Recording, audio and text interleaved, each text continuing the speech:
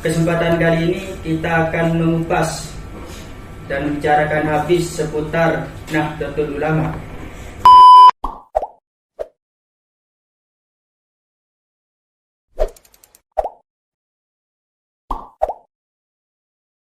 Assalamualaikum warahmatullahi wabarakatuh. Salam media PPDK Gunung Jati. Kembali lagi bersama saya Fajar Shadiq sebagai host. Dalam kesempatan kali ini kita akan mengupas dan membicarakan habis seputar Nahdlatul Ulama, mana pada kesempatan kali ini kita telah kedatangan narasumber, yaitu seorang guru yang ahli dalam bidang sejarah, apalagi mengupas habis sejarah Nahdlatul Ulama. Siapa lagi kalau bukan Ustadz Abdul Wahid. Mari kita sapa beliau. Assalamualaikum, Pak. Waalaikumsalam warahmatullahi wabarakatuh. Gimana kabarnya, Pak? Alhamdulillah sehat walafiat. Ini, Pak, ya. Pada podcast kali ini kita akan membahas sebuah tema, yaitu Nahdlatul Ulama, yang mana Nahdlatul Ulama telah berdiri mencapai 1 abad atau kurang lebih 100 tahun itu, Pak. Pertanyaannya mungkin gak banyak-banyak, cuman yang pertama, bagaimana awal mula berdirinya sebuah organisasi Nahdlatul Ulama?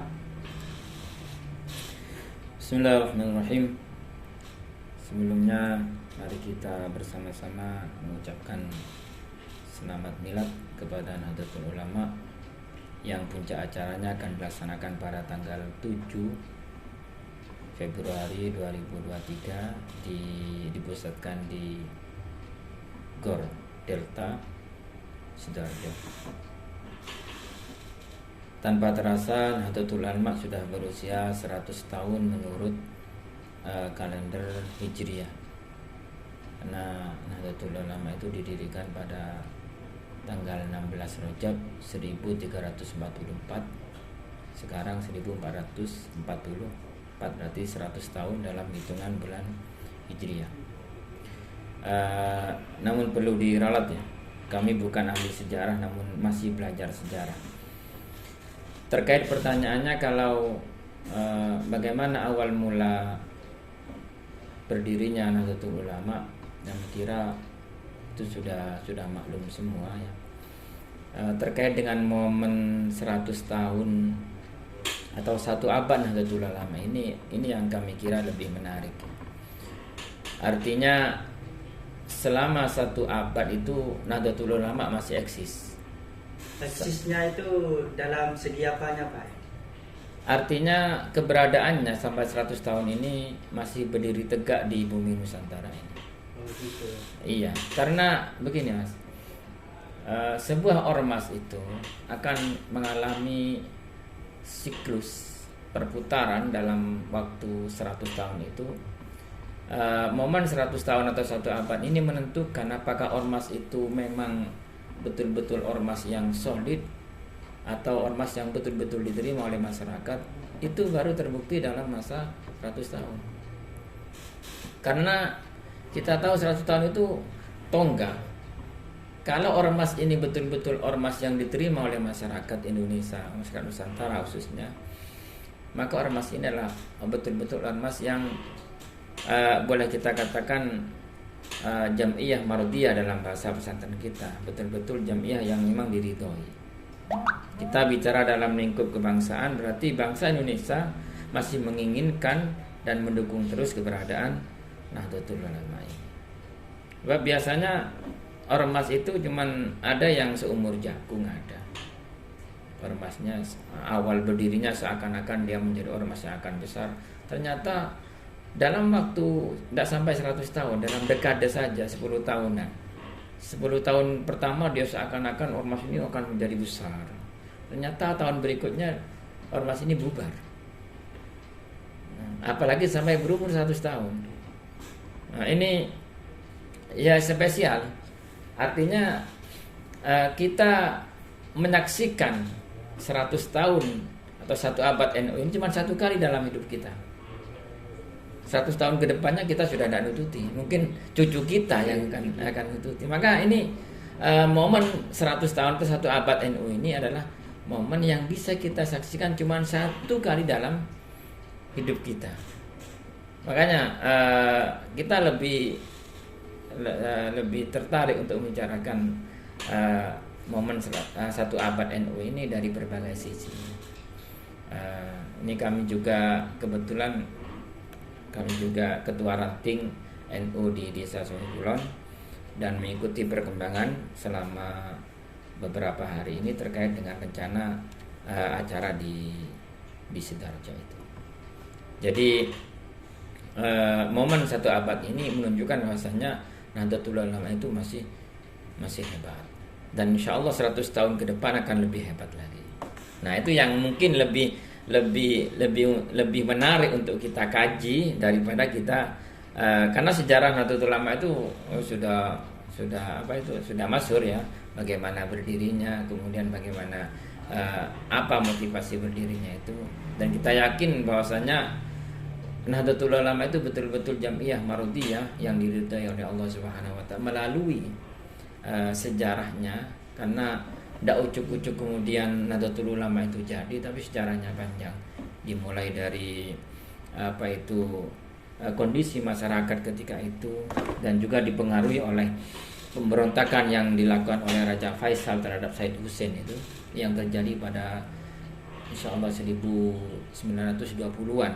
Jadi Mbah Hasim ketika itu tahu betul hal yang terjadi di Mekah itu. Jadi ketika beliau kembali ke Indonesia, beliau ingin mendirikan sebuah ormas yang betul-betul bisa diterima oleh masyarakat Indonesia. Belum merdeka 1926. Berarti dulu masih belum merdeka. Belum 1926.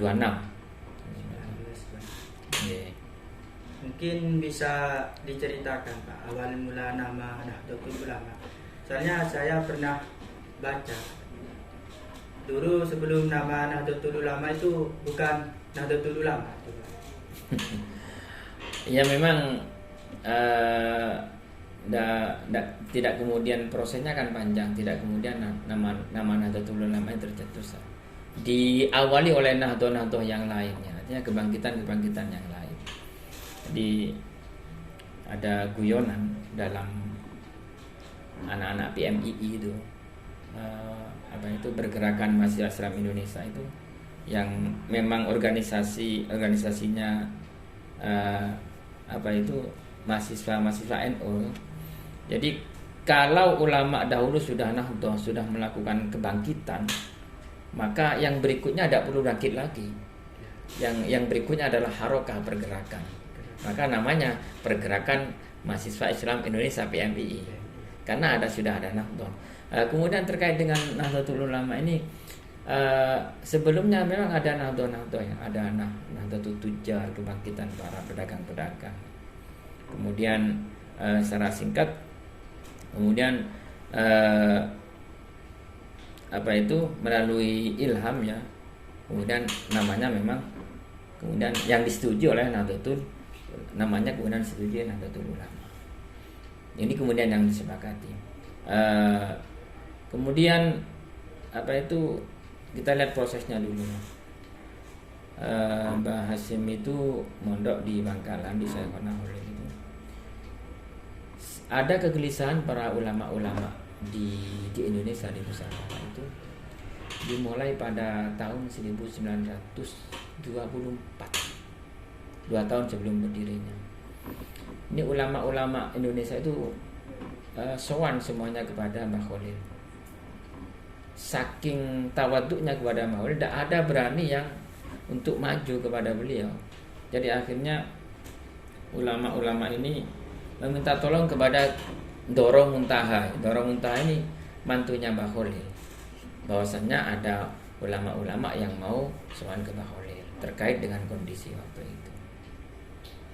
Kemudian dalam waktu 2 tahun inilah kemudian Mbah Khalil itu istikharah. Kemudian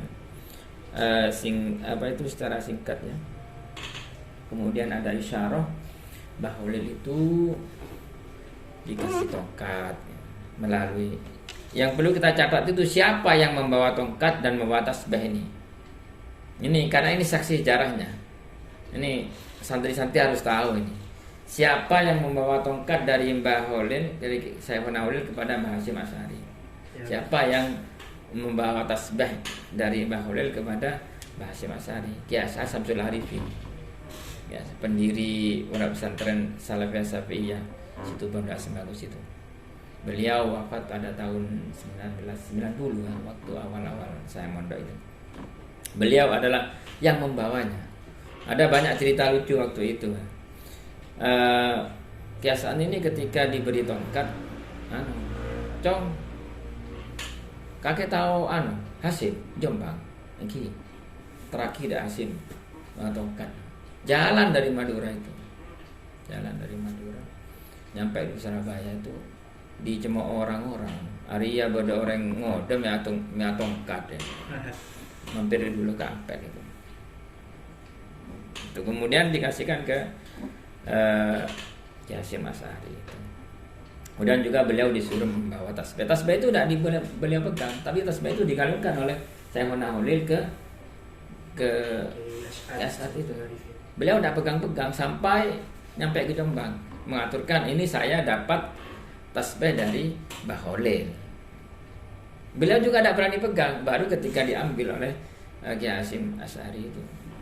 Sama ketika beliau juga ketika membawa tasbih itu juga beliau dikatakan orang majnun. Hada majnun, saper ya me akalungan tasbih itu. Tapi memang amanah dari seorang guru ya. Sampai waktu itu Ki Asy'ari itu diberi uang oleh Ki Holil itu. Berapa? Masih pakai sen apa gitu lah. Mata uangnya belum rupiah karena belum sen apa berapa sen.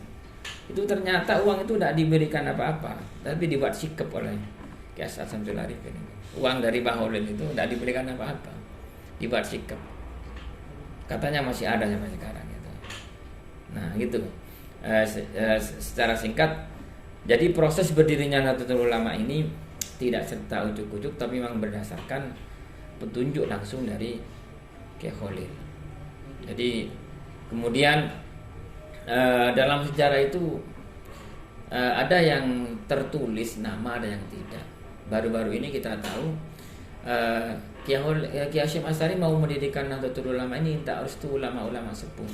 Di antaranya beliau itu sowan kepada Habib Hasyim bin Umar bin Yahya, kakeknya Habib Lutfi. Jadi Habib Muhammad Lutfi bin Ali bin Hasyim bin Umar bin Yahya. Mbah Hasyim sowan kepada Habib Hasyim ini tentang mau mendirikan Nahdlatul Ulama. Beliau sangat merestui Nahdlatul Ulama berdiri. Tapi tolong jangan dicatat nama saya, kata Habib Hasyim. Kemudian disuruh ke Mbah Holil. Sama ketika itu sebenarnya Mbah Holil kan sudah merestui ya, tinggal Mbah Hasyim ke sana untuk merestuikannya. Kemudian Mbah Holil juga begitu, jangan ditulis nama saya. Waduh, saya dari Habib Hasyim juga begitu ya. Kalau tidak ditulis bagaimana nanti? Akhirnya Ki Holil berkenan untuk, artinya yang memberikan restu berdirinya Nahdlatul Ulama adalah Syekhuna Holil Mangkala. Sedangkan yang Habib Hasyim memang beliau tidak mau ditulis. Nah, sehingga kita dari cerita-cerita itu bisa kita ambil kesimpulan bahwasanya Nahdlatul Ulama ini adalah jam'iyah yang sekali lagi mardiyah, diridhoi oleh ulama-ulama besar, wali-wali besar. Bukan hanya kewaliannya level nasional, tapi sudah internasional. Mbah Holil Bangkalan, kemudian Mbah Hasyim Habib Hasyim itu. Kemudian juga minta restu kepada Kiai Nawawi Sidoki, Kiai Nawawi bin Nur Hasan. Jadi seperti itu mungkin secara singkat tentang Nahdlatul Ulama ini. Terus kemudian tujuan dari didirikannya organisasi Nahdlatul Ulama itu apa Pak? Atau visi misinya? Soalnya minimnya pengetahuan kita, mungkin bukan kita, ya termasuk saya Pak, kurang membaca sejarah. Soalnya kita cuma tahunya kalau Nahdlatul Ulama itu yang berlandasan pada sunnah-sunnah gitu Pak. Iya. Mungkin bisa dijelaskan Pak. Kondisi umat Islam di Mekah waktu itu, karena memang terjadi pemberontakan yang dilakukan oleh Muhammad bin Abdul Wahab yang bekerja sama dengan Raja Faisal untuk mengkudeta Syarif Hussein, sehingga kemudian ada semacam kesepakatan antara Muhammad bin Abdul Wahab, pendiri Wahabi ini, dengan Raja Faisal. Termasuk di situ ada peran orang-orang Afrika. Ini yang agak mungkin terlupakan dari sejarah-sejarah itu. Ada sedikit sejarah. Ketika Raja Faisal melakukan kudeta kepada Syarif Hussein yang bekerja sama dengan Muhammad bin Abdul Wahab ini, ada peran orang-orang Afrika. Bahasa kita orang-orang Badui. Karena yang ditaruh atau yang ditaruh di garda terdepan itu adalah orang-orang Afrika, orang-orang kulit hitam. Jangan heran sampai sekarang kalau orang-orang kulit hitam di Mekah itu katanya orang-orang yang haji itu bukan hanya mengemis, tapi setengah-setengah merampok gitu. Bukan meminta, tapi langsung ditarik begitu. Meskipun ada askar, itu askarnya diam saja. Karena memang orang-orang Baduy ini punya peran ketika dulu Raja Faisal mengkudeta Syarif Hussein. Jadi kalau kita semua sedang haji, sedang umrah itu ada orang kulit hitam itu, ini kok jahat banget itu. Kita jangan pernah ngasih uang begini ya, itu direbut yang ada di saku kita ya, biarkan ya. Ada askarnya, ada diam saja, ada polisinya, ada diam saja. Kenapa? Mereka memang seakan-akan dibiarkan meskipun tidak disuruh, karena memang dulu punya peran ketika Raja Faisal ini mengkudeta Syarif Hussein. Kesepakatannya dengan Muhammad bin Abdul Wahab begini. Yang jadi raja adalah Raja Faisal, sedangkan mazhab pemerintahannya ini mazhabnya Muhammad bin Abdul Wahab, mazhab Wahabi. Iya. Jadi sejak pemerintah Saudiyah ini berdiri, memang mazhabnya sudah mazhab Wahabi. Nah, kemudian Mbah Hasyim itu sangat prihatin bagaimana kalau kondisi umat Islam seperti ini, terutama di Indonesia. Di Arab itu negaranya banyak, bangsanya cuma satu, bangsa Arab. Tetapi bagaimana di Nusantara? Bermacam-macam Iya. suku dan bangsa. Berbagai macam suku bangsa dan bahasa. Bahasa induk saja itu lebih dari 560-an bahasa induk. Kemudian sukunya yang terbentang dari Sabang sampai Merauke, sukunya bermacam-macam. Agamanya juga bermacam-macam. Bagaimana mengakomodir penduduk Indonesia ini dalam satu wadah negara? Karena sejak dulu ingat NU itu sudah memiliki nasionalisme. Jadi bukan hanya semata-mata mendirikan ormas, organisasi massa yang berasal keagamaan, tapi juga orientasinya kepada kebangsaan. Jadi jangan dikira kemudian Mbah Hasyim tidak memikirkan tentang nasional, bukan. Karena beliau juga seorang pejuang. Pasti punya visi beliau, di samping ormas yang berbasis keagamaan juga berbasis kebangsaan. Sehingga sampai sekarang baru kita rasakan, semua orang ketika momen 100 tahun 1 abad ini baru merasakan bagaimana peran NU di Indonesia ini. Baru merasakan sekarang. Iya, karena kondisi bangsa Indonesia sekarang ini memang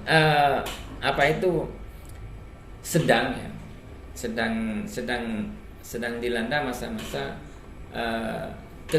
krisis nasionalisme, sehingga banyak kita jumpai kelompok-kelompok yang mencoba untuk merusak NU. Sejak dulu memang jangan heran ya, sejak dulu memang NU itu banyak musuhnya.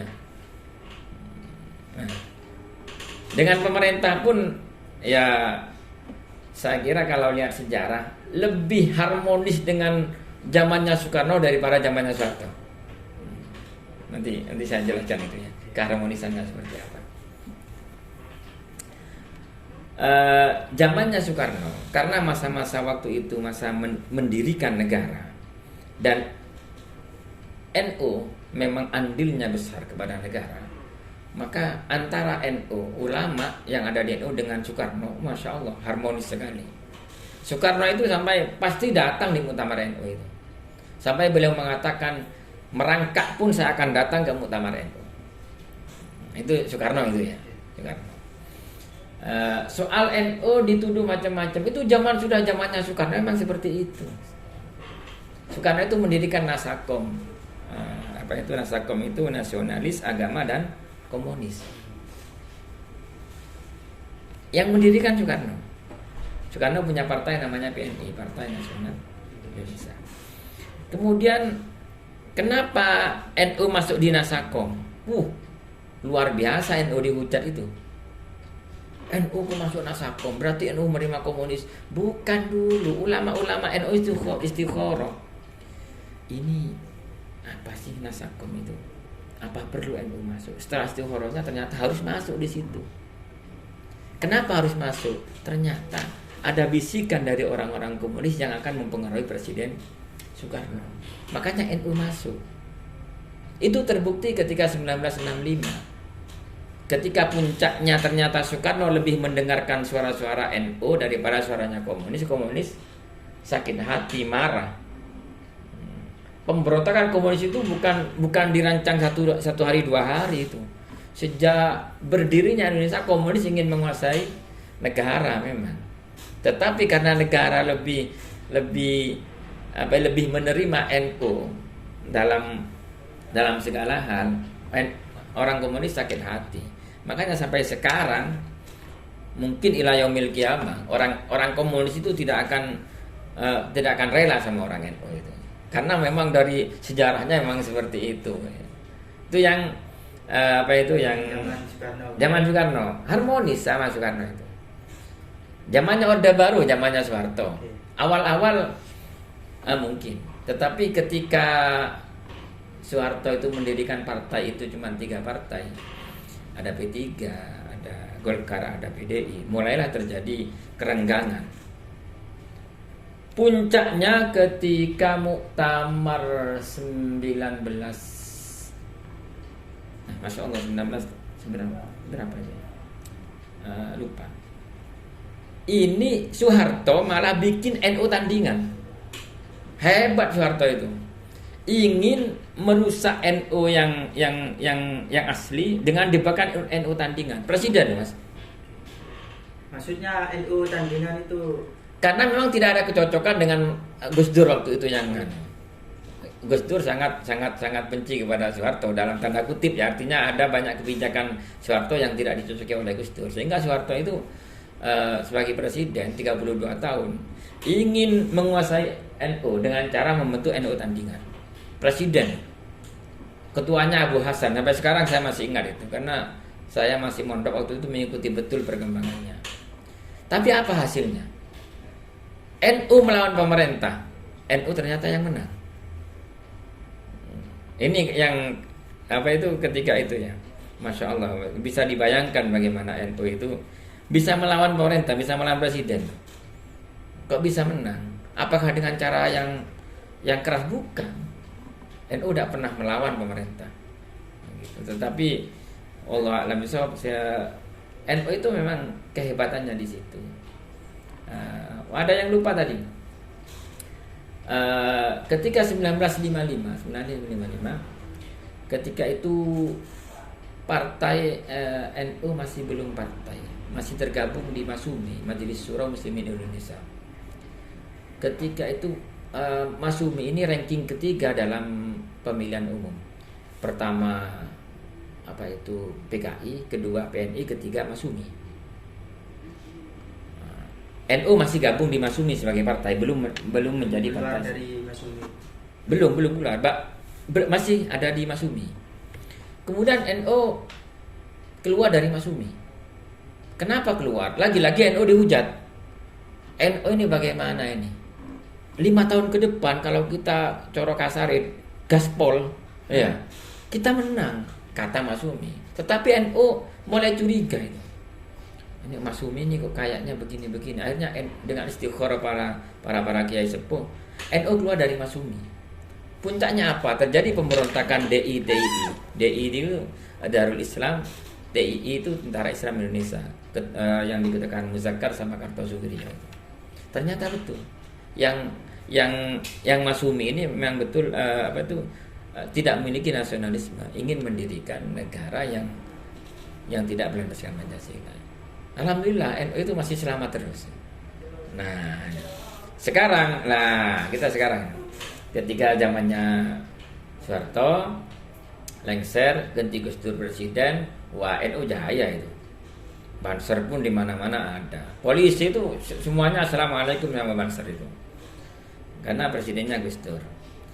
Tetapi sebenarnya ya tantangan juga waktu itu ya. Seakan-akan NU itu karena presidennya Gus Dur, seakan-akan NU itu dibiayai oleh pemerintah. Tidak. NU tidak pernah dibiayai oleh pemerintah. Presiden SBY sangat dekat dengan NU. Presiden Jokowi apalagi. Periode pertama beliau sudah dekat, periode kedua malah lebih dekat lagi karena yang wakilnya adalah Rois Amnya. Makanya sekarang ini banyak pihak-pihak yang sangat tidak suka sama NU mulai menampakkan diri karena seakan-akan NU itu memang menjadi backingnya pemerintah.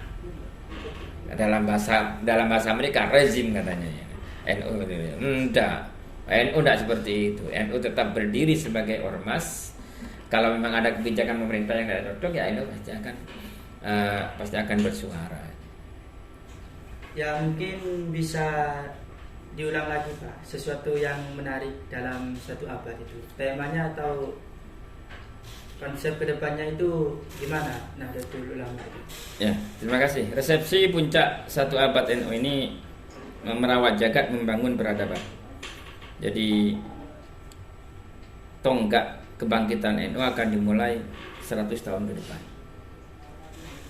Jadi apa yang dilakukan oleh NU sekarang akan menjadi dasar NU 100 tahun ke depan.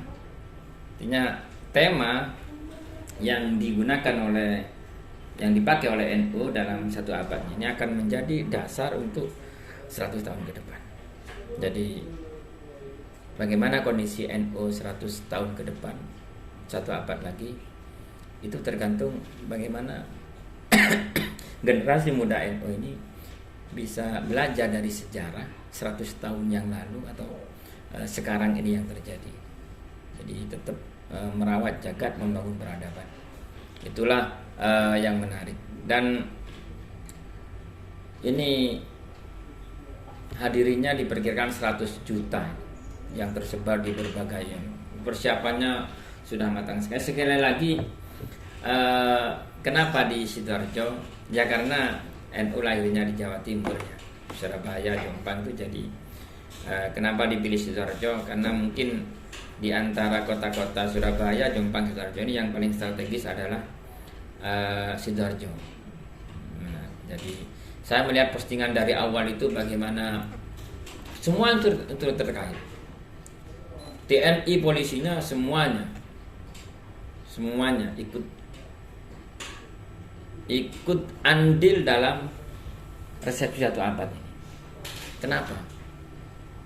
Karena sekali lagi NU itu momen nih sekarang ini sangat-sangat harmonis sekali dengan pemerintah, dengan negara. Karena memang negara merasakan betul bagaimana perannya NU. Jadi masa-masa keemasan, boleh dikatakan masa-masa keemasannya itu ya sekarang ini. Sehingga satu abadnya itu luar biasa. Bisa kita bayangkan kalau hari Selasa itu ya dimulai acaranya jam 12 malam sampai 24 jam gitu ya. Dan acaranya juga sudah mulai tersebar. Kita Pasuruan ini yang dari Kabupaten Pasuruan ini warnanya ungu. Ada warnanya sendiri-sendiri. Jadi tempat parkirnya di sana, kemudian jam sekian harus keluar itu gitu. Karena tidak mungkin 1 juta orang akan tumplek-plek jadi satu dan sebagainya. Iya, jadi sudah ada posisinya masing-masing. Dan yang menarik ini PCNU akan melakukan jalan kaki ya. dari PCNU ke Sidoarjo. Besok dimulai setelah sholat maghrib katanya. Dimulai dari mana? Dimulai dari PCNU.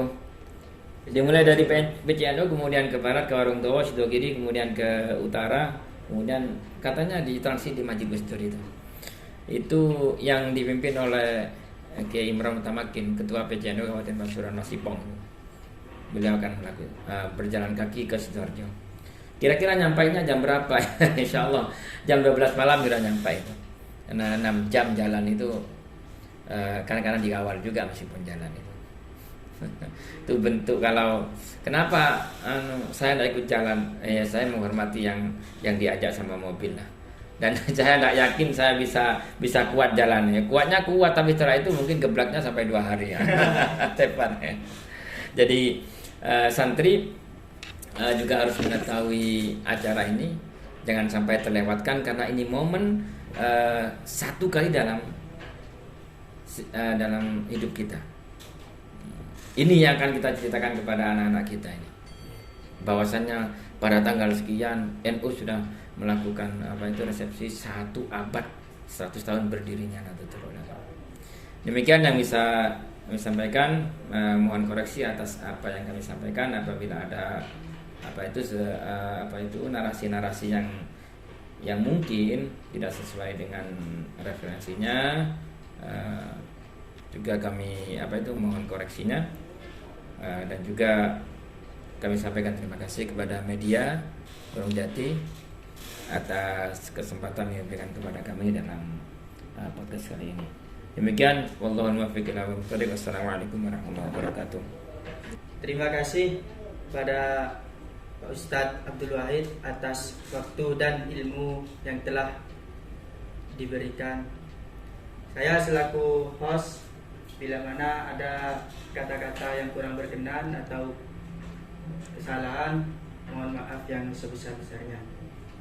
Wallahul muwaffiq. Wassalamualaikum warahmatullahi wabarakatuh. Waalaikumsalam warahmatullahi wabarakatuh.